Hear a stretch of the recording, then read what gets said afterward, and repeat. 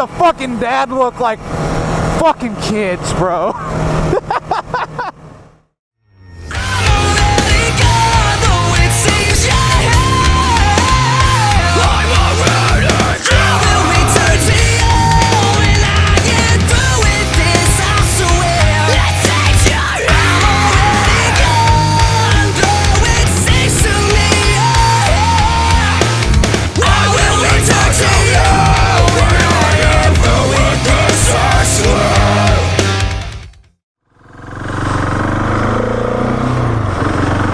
Let's try.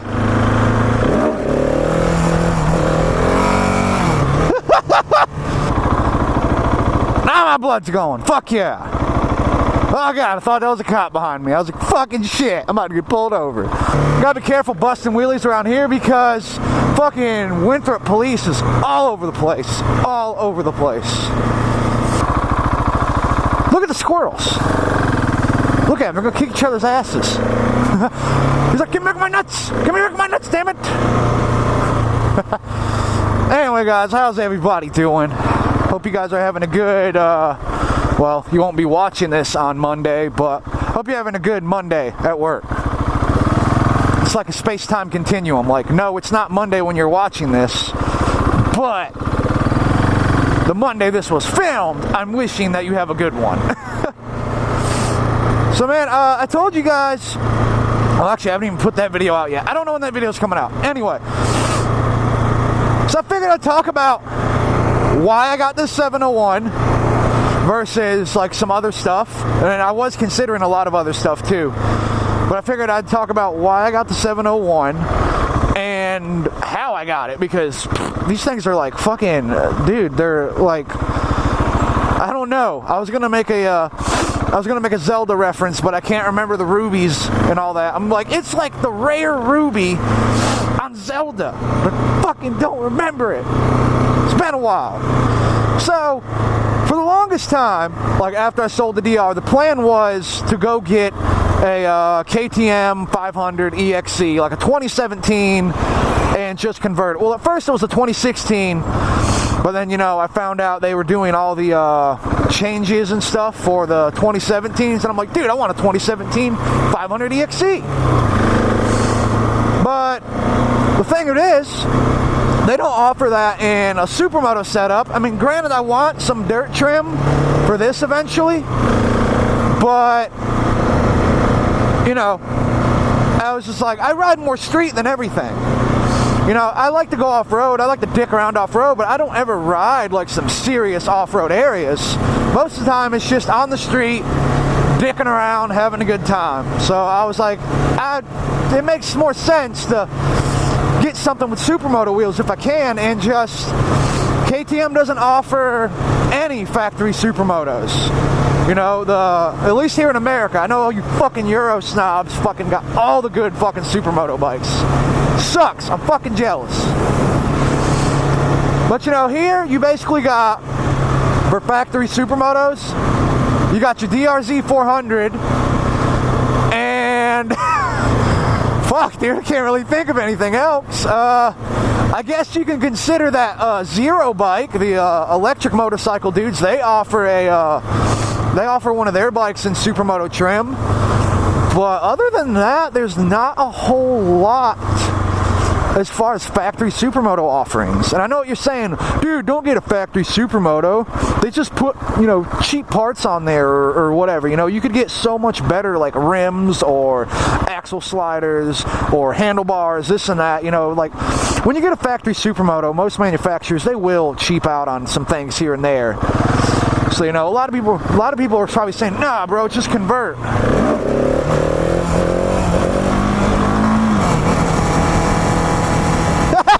He just gave me the fucking dad look like fucking kids, bro. So, you know, I wanted to find a factory Supermoto if possible, or something with Supermoto wheels to begin with. But here's the thing. You guys are saying, go buy used, man. There's tons of converted Supermotos already. I wanted something new, to be completely honest with you. And it's kind of hypocritical, or I guess ironic, considering that I wanted something new just so I wasn't having to, like, inherit other people's like neglect and stupidity. I mean, for instance, not a big deal, but my buddy bought a 525, had like no fucking oil in it. He had to do a fresh rebuild on it. I mean, which, no, that's not that big of a deal. And he's got to put like a new clutch in it, but still, that's some fucking inconvenience, and I get it. By the end of it, you save money and time, but who knows what else is going to go wrong later down the line. And me, I just wanted something fresh, something, you know, unmolested, just a brand new virgin motorcycle that I plan to stick with for a long time. That's another thing. It had to be something that I wouldn't mind doing a good variety of riding on. And so for the longest time, I was considering the 500 EXC, and I just realized I left home without my backpack, so if I get stopped by a cop, shit! Alright, oh well, I'm not turning around, fuck that. We'll just say fuck it. The 500 EXC is great. I mean, you can gear it enough to where it's decent enough on the highway, but you're still changing the oil every 500 miles, and, you know, that's not really all that bad. I mean, Rotella's pretty fucking cheap, people. Rotella's cheap. You can buy, I mean, as far as new bikes, you can buy the T4 in, like, a huge fucking jug for, like, nothing. Like, you can buy, I bought the 2.5 gallon jug for, like, 30-some bucks, and that's what I'm running in this. Oh, God, it's not Bel Ray. You're gonna fucking blow it up. But no, man, like, oil isn't expensive, so I wasn't worried about the oil changes, but, you know, there's just a lot of little nitpicky stuff you gotta do to the 500. Like, you gotta, like, block the emissions and crap. You gotta mess with the TPS to get it to not be so leaned out. You gotta throw the Euro map on it, which, I mean, that's not big of a deal. This thing has the Euro map on it now, because the dealer's awesome. You know, it's just a lot of little different things I would have to change to kind of get it to fit the majority of the riding I would do. I would have to put Supermoto wheels on it. I would have to, you know, maybe mess with the gearing. Maybe. I don't know. Local traffic only. Fuck you. I live this way. Ass face. I don't care. But, yeah, it's just, it wasn't the perfect bike, although I know the 500s make a fucking awesome Supermoto. But to me, you know, it just wasn't, you know, it just wasn't the most ideal thing. No, we ain't gonna wheelie past them. I'm pushing my luck. I'm pushing my luck as it is, not having my fucking registration and all that shit on me. I don't need the news people saying, hey, there's a guy on this white motorcycle dirt bike thing. Because, trust me, it's not gonna take them long to find me. As far as I know, I'm the only local guy that has a fucking Husqvarna. Damn, look at that traffic. Traffic's backed up. Really? They gotta call the reporter just to go, like, take some pictures of traffic? I need that job. Just ride around and take pictures of shit. And then, you know, I kind of forgot the 701 was a thing, because I wanted the 690 for the longest time. But again, like I said, it was like one of those things where if I bought something new, I wanted it to be basically set up for the majority of what I do, which is street riding and fucking around a little bit off-road, but mostly street riding. And KTM doesn't offer the SMC or SMCR or whatever it is, the factory Supermoto 690. All I got is the Enduro R, which is cool in its own right, but I mean, like I said, I wanted something with Supermoto wheels. It had to have Supermoto wheels. And I wasn't going to go buy a DRZ because, I mean, I already had a DR650. What the hell's the point? I mean, it's like the DR650's here and the DRZ's here. It's yes, they're different, but it's not like a world of difference. And I figured if I was going to drop that kind of money on a bike, I'm not going to go buy something that's just slightly one up on what I already had. And I actually picked a good time to pick one up, because I feel bad for the 2016 people, because they like came out, I believe the 2016 was the first one they brought to America. Didn't say shit to anybody and just fucking, oh, we're gonna redesign it.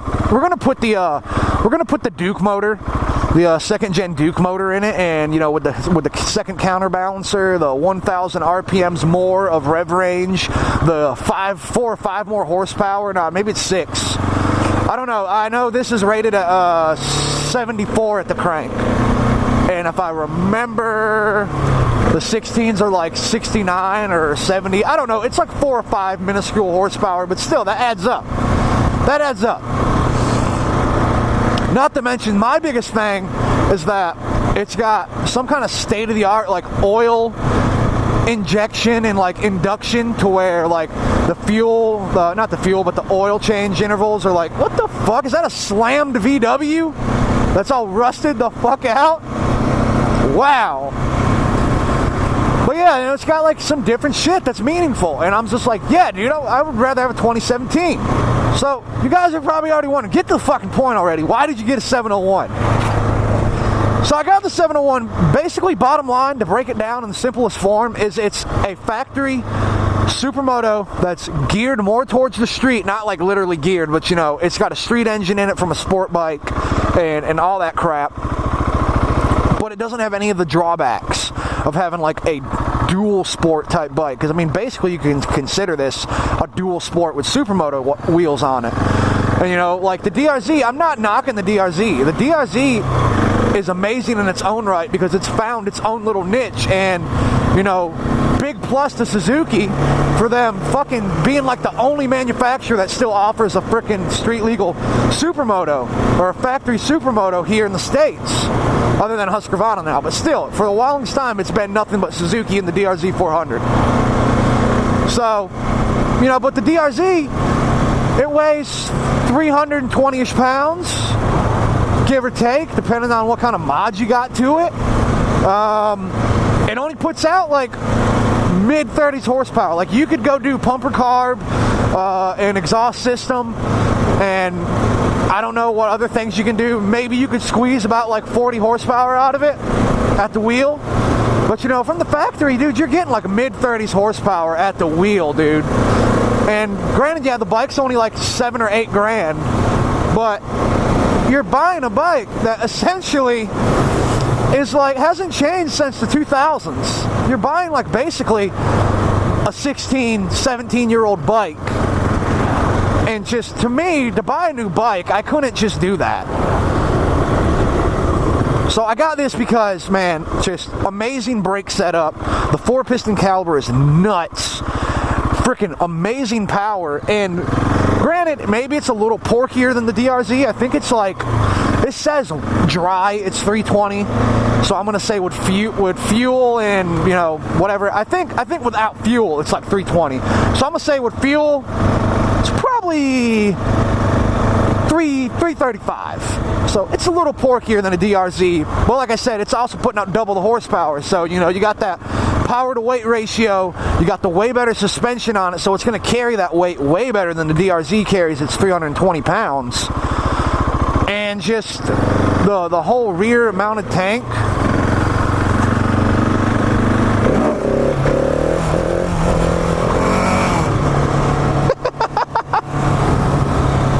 I had to. I'm not trying to make this turn into a Husky versus, you know, a 701 versus DRZ, but I mean, that's the only thing I can really compare it to. And at the same time, I didn't want something kind of high-strung like a KTM 500 where, I mean, yeah, I mean, you can turn them into dual-purpose bikes. I mean, you just got to change the oil on them a lot and check the valves more. But, you know, like I said, goes back to what I was saying. That's just one of those things where I wanted something that was mostly set up for what I plan to do with. Because, I mean, it sucked to buy, like, a 10 grand bike and then have to put 2-3 grand in it for like Supermoto wheels, hand guards. Which is the crazy thing, the fucking 500 doesn't even come with real hand guards. It comes with those stupid plastic things that like aren't gonna do shit besides fold and like stab your hand when you go down. I'm gonna tell you the story real quick. I'm trying to wrap it up, but it's almost like destiny, dude. Like, I wanted the 701, I could barely find one. I found one at Foothills Motorsports in Greenville, South Carolina. And I was eyeballing it for a while. I was just waiting for my fucking taxes to come in. Dude, I was so stressed out because of this fucking Path Act shit. And my taxes were taking so long to get processed. I was just freaking out. And then it even got worse when I went and looked and checked the listing, because I had this shit bookmarked. I kept checking the listing on their website. And it had a big sold. And I'm just like, fuck. So I'm like, oh, damn it. Are they going to get another one in? Because they're like the closest Husky dealer to me, other than maybe one other. They're about the same distance though, but still. I messaged them and I was like, dude, I was really looking forward to getting this bike, but I was freaking waiting on my taxes to come in and shit. And it's just, you guys are going to get another one or what? I'm bummed out. At that time, I'm thinking, I mean, they got some, the same place had some 2016 FE501s, and I'm like, they were discounted enough to where I was like, all right, I could get this. They were about $8,000, which is a good deal for a 2016 501. And I was like, all right, I can get this. I can justify slapping the Supermoto wheels on it, because even with the Supermoto wheels, it's still only going to be about $10,000, which is just a tad under MSRP. So I mean, I can stomach that.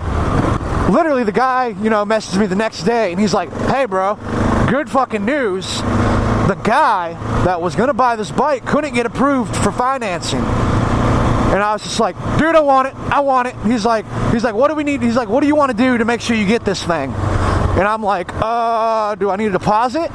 And he's like, yeah, give me like $500 deposit, and you'll be good to go. We'll put a sign on it for you. No one can take it. And he said he was doing the same kind of deal with someone else on another bike. It's like their taxes were on the way, and they were just waiting for him to come in to do the whole down payment and all that crap. So he understood. So shout out to those dudes for being fucking cool.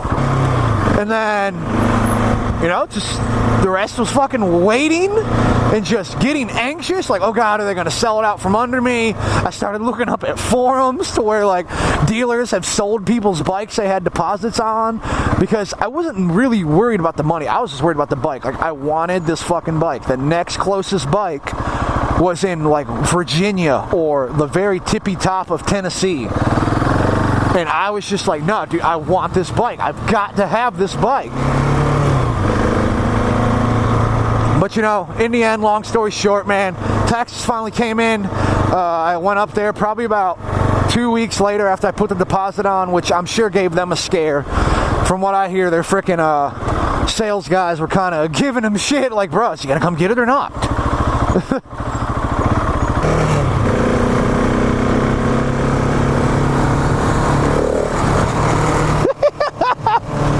But anyway, man, that's how and why I got this 701, man. If you guys are as excited as I am to have this bike on the channel, give me a like, man. Give me a like. I appreciate it. Those help me out and all that jazz. You guys know the deal. Likes are good. Dislikes, technically, if you want to speak from a YouTube algorithm, are just as good. Because they count them the same. So whatever, if you don't like the 701, dislike the fucking video, because it's gonna help me out either way. Anyway, I'll see you guys in the next one. If you enjoyed the video, be sure to subscribe and all that good shit, and I'll see you guys later. Gotta end it with a wheelie.